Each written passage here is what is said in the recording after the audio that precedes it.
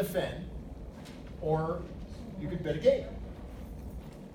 I would try 3. If I'm not converting the double, I'm going to bid 3 now and see if I can get my 9 tricks, which I, get. I mean, a little risk perhaps to 3 no if partner doubled kind of light, but there's one other thing I'm thinking about here in making my decision. Can anybody think of what might sway you one way or the other if you were weighing bidding no trump versus passing? Points you could get no trump versus just trump. Well, that's the path I'm going down, and what would influence that? Vulnerability. If you're vulnerable and they're not. And they're not? Yeah. Let's say that, yeah, the opponents are not. So if you end up defending 2 hearts double, and they are non-full, and you are full, and you think you might make 3 no, well, you'd be in line for a 600, but that means you've got to set 2 hearts double 4 tricks to get your 800 to make it better. Do you feel like there's that much defense? There might be, but not only does the defense have to be there, you also have to not screw it up, right? I mean, it may take double dummy defense to beat this thing 800. On the other hand, if everybody's not vulnerable, all you need is 500 to make it better than a game that you would have, right? So I would actually look at the vulnerability. And I'd also be considering the format too. I mean, am I playing match points? Am I playing teams? And if I were playing teams and I were vulnerable, and I brought back, hey, we doubled them in 2 hearts and it went down 2 tricks, and we collected 300. And then at the other table, they just played 3 no, making 3 for 600. You just lost a bundle of imps. You actually just lost like 10 imps on that board, or 9 imps, I think. Yeah, but that would be a bad result. So, you have a decision to make, and it's not automatic. I would hope that if partner were balancing with a double at unfavorable vulnerability, that this wouldn't be too much of a stretch, right? That partner wouldn't do this with just some 9 or 10 count at the wrong vulnerability. Whereas at the right vulnerability, that's where partner might be a little lighter, right? Because they don't know. I mean, all they know is they're short in hearts and they can support any of the suits, right? They don't know that you have a big stack of trump over there. It could be a possibility, right? But they don't know. And even if you have hearts, what if they're not this good, right? What if your hearts are jack 5th instead of ace jack 5th, right? Well, now the defense isn't as good, right? I mean, the weak 2 bidder could have a maximum that could be ace king queen.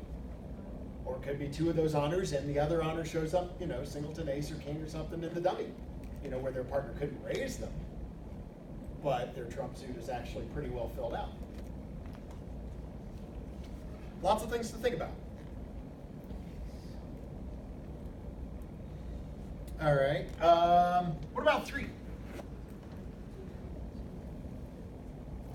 I don't know if I'm gonna write these all up here. Do you have the worksheet? Okay, so in this hand, you were a responder. Partner opened a diamond. You responded a heart. And then the advancer came in and overcalled a spade. Now I know we're getting into this in mere minutes, but this is a support double. So partner showed you 3 hearts. Probably should have put that on the worksheet just so you know for sure that it was in fact a support double. Okay, so what do you do when this double comes back around? 2 diamonds? Anybody else? Better I recalculate every vulnerability, every table, who's playing at it, how many, and then I bid 7 no trump. Thank you. I see. That's the way to do it. So I think you should bid diamonds here. If you are known to be in a 4-3 heart fit and your hearts are that weak, just Jack 10, 9, 8. Right. But partner did open a diamond, right? Mm-hmm. And you know for a fact that partner has at least 4 diamonds here, right? How do we know for a fact that partner has 4 diamonds? That partner could not have opened a 3-card diamond suit on this auction. Do you agree with me that partner guarantees 4 diamonds? The probability says that it is, but All right, so there's only one hand pattern where partner opens a 3-card diamond suit, right? it's pretty flat. And that's when they're 4-4 in the majors, right? 4-4, 3-2, 4-4 majors, 3 diamonds, 2 clubs. What do you have to open with that hand? You have to open a diamond because it's your longer minor and you don't have a 5-card major. Well, if partner had that hand pattern, would they be doubling or would they be raising your hearts? They'd be raising your hearts, I hope.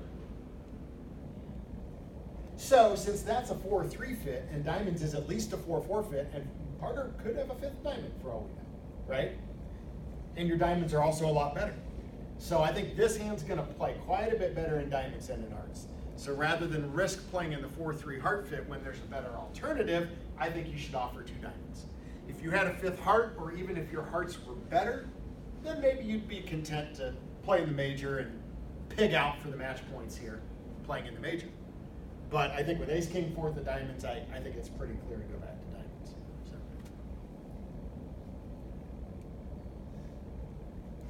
All right, let's actually, this next one, I will put the auction up because it's more, it's a longer, drawn out auction. And you are going to be the opener this time. So you are the one who opens 1 diamond with that 4x1 hand that we see. Your partner responds a heart. Your right hand opponent now bids 2 clubs. Well, this is perhaps unexpected, right?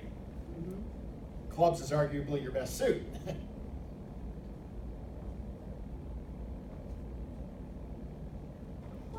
If you were thinking about bidding 2-no, that is incorrect here. What does the free 2-no show?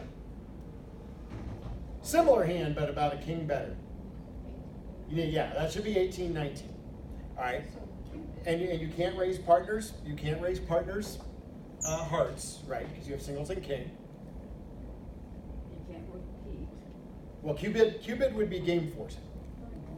All right. So you may not like it, but the correct bid is pass here, which is shown on your sheet, right? That wasn't the quiz.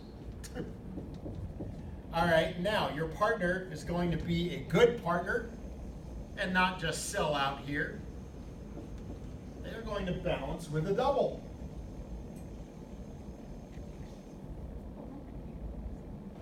So what do you think now? You might look at the vulnerability, but I think the prospects of defending are pretty good here, aren't they? Mm-hmm. So this is double. I would definitely lean toward converting this double. You could bid 2-no, but I think I want to defend. But I'll look at the vulnerability. Okay, tell us which way is better on vulnerability. You know, this one I'm probably going to convert all the time because partners double is not necessarily showing much in the way of extra values. As long as partner has club shortness and can play wherever you want to play, it's probably a good idea to balance with a double. I mean, if I had a singleton club, I would balance with a double with 7 or 8 points here. So that's good enough to balance, but we may not want to bid a game here. So you have 2 sure trump tricks. You have shortness in partner suit. Partner bid a heart, right? So if it's kind of a misfit hand for you, that would suggest that defending will be attractive. Of course, the next question is if you leave the double in and let them squirm around in 2 clubs double, what do you leave?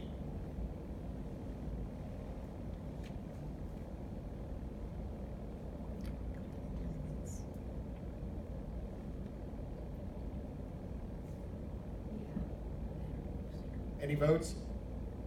Queen diamonds? I would leave queen of diamonds. King of hearts is okay. We don't know how good partner's hearts are. So, you know, if partner, I mean, you might want to unblock that heart relatively early on the hand.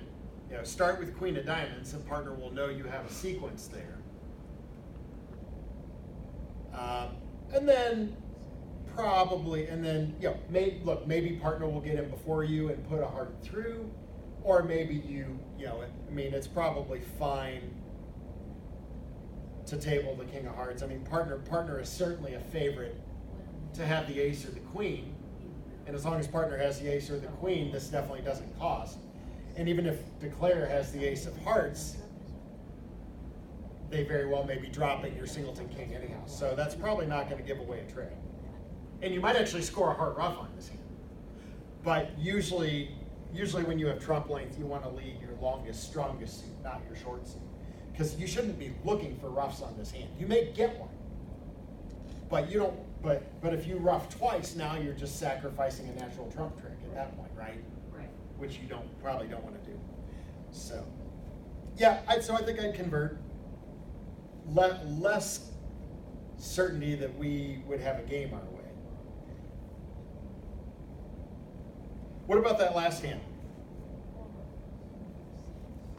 And by the way, that redouble was a support redouble, which we're going to talk about here in a bit. All right. So even if partner has the hand there is your responder, right? You have a full opening hand with 5 hearts to the ace king. So if partner, even with a minimum opening hand, if you know partner has 3 hearts, doesn't it look like 4 hearts is the spot?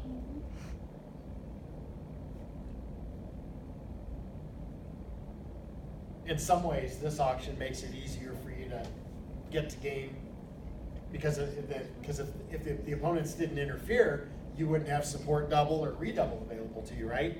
And now you'd have to conceivably go through new minor forcing or forcing. You'd have to have another round of bidding and figure out where which game is the right game. And so here with only king double to the diamonds and a no 8-card heart fit, I think hearts is definitely going to be superior to no trump here. It certainly sounds that way. All right, well, anybody have any questions on any of these, or we ready for some new stuff?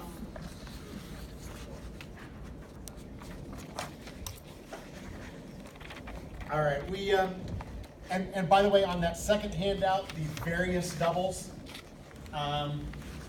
there's at least one on there that we will not be talking about today. I don't think we'll have time, and we may not get to spend a whole lot of time on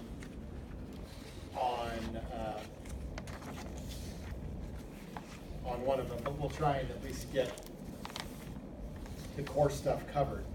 And I think we do want to spend a good chunk of time talking about the support double, which I believe to be one of the most important conventions you can play. And if you care, so does Steve Robinson. I don't know if you've ever come across Washington Standard, book that's been around for a long time, and it's really just a full 2-over-1 system. But in his introduction, oddly enough, you know, Robinson has his little introductory remarks, and he says, because he knows that this is a big, thick book, basically a big, thick system manual, so he knows that you might not actually read it cover to cover. And he says, if you only read 2 sections in this book, read the section on support doubles and read the section on Smith Echo. Smith Echo's defensive treatment against no trump.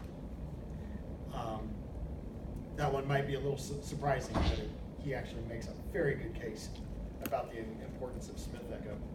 But support doubles are very much a priority. Even if you forget to alert them. Not that that has happened. I like to present the support double with an example.